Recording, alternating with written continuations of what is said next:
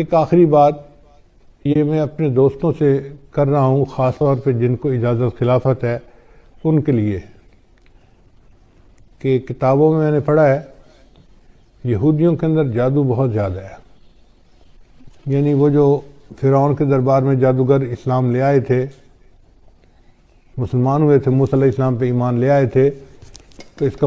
سے پتہ چلتا ہے کہ جادوگر قوم میں شامل ہو گئے تھے. ویسے بھی سلیمان علیہ السلام کے زمانے میں جنوں سے لوگ جو ہے وہ جادو سیکھتے تھے، تو یہودیوں میں جادو بہت رہا ہے اور یہ جادو آج تک ہے.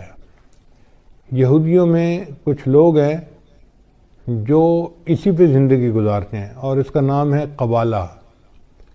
جیسے ہمارے دین اسلام میں نا تصوف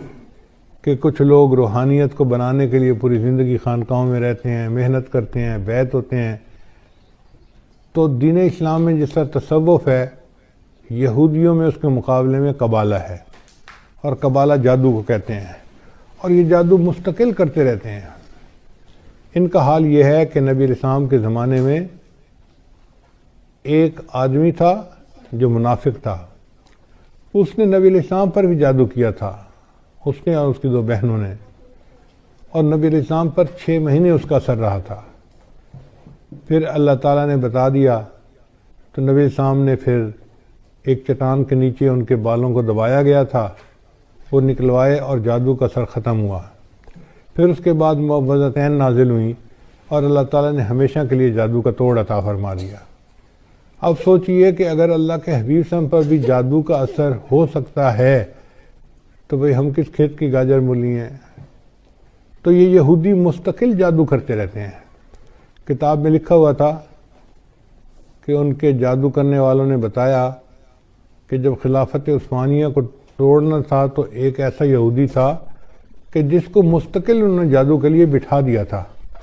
جب تک خلافت عثمانیہ ٹوٹ نہیں گئی وہ اپنی جگہ سے ہلتا نہیں تھا. یعنی اس کی مثال ایسے ہے کہ جیسے ذیلی جماعت والے گشت کے لیے نکلتے ہیں نا، تو ایک جماعت کو ذکر کے لیے بٹھا جاتے ہیں، بھئی جتنی دیر ہم گشت کرتے رہیں گے آپ اللہ اللہ کرتے رہنا، برکت رہے گی. یہودیوں کا یہی حال ہے کہ وہ جب کوئی کام کرنا چاہتے ہیں تو کسی کو جادو کے لیے بٹھا دیتے ہیں. تو اگر وہ جادو کے لیے اس طرح بٹھا دیتے ہیں اور کرتے رہتے ہیں تو اس وقت جو روحانیت کے میدان میں آگے بڑھنے والے لوگ ہیں ان کے اوپر ذمہ داری عائد ہوتی ہے کہ وہ ان کے جادو کا توڑ کریں. اور ان کے جادو کا توڑ 2 ہی طریقوں سے ممکن ہے. ایک تو جو حفاظت کا ہزار بتایا گیا ہے، اپنے اوپر بھی کریں، پوری امت مسلمہ کے مسلمانوں پر کریں، اور دوسرا یہ کہ اپنے معاملات میں یہ چیز شامل کریں کہ معاملات بھی کریں اور 15 منٹ آدھا گھنٹہ ان جادوگروں کے اوپر غائبانہ توجہ بھی ڈالیں کہ اللہ ان کے دل میں مسلمانوں کا رعب ڈالے اور ان کے شر سے اللہ مسلمانوں کی حفاظت فرمائے. تو اس میں ایک تو امریکہ کا جو صدر ہے اس کو بھی شامل کریں، اسرائیل کا صدر ہے اس کو شامل کریں، انڈیا کا صدر ہے مودی اس کو بھی شامل کریں، اور اس میں سارے اسرائیل کے یہودیوں کو اور ان کے خاص طور پہ جو قبالہ کے جو لوگ ہیں ان کو شامل کریں، تاکہ ان کے دلوں پر اللہ تعالیٰ مسلمانوں کا رعب بٹھائے اور ان کے شر سے اللہ تعالیٰ مسلمانوں کی حفاظت فرمائے. یہ ایک عمل ایسا تھا جو ابھی میرے علم میں آیا کہ اس کو کرنا ضروری ہے، اس لیے میں نے بتا دیا کہ خلفاء حضرات خاص طور پر اس بات کو سمجھیں اور اس ذمہ داری کو پورا کریں. یہ امت لاوارث نہیں ہے،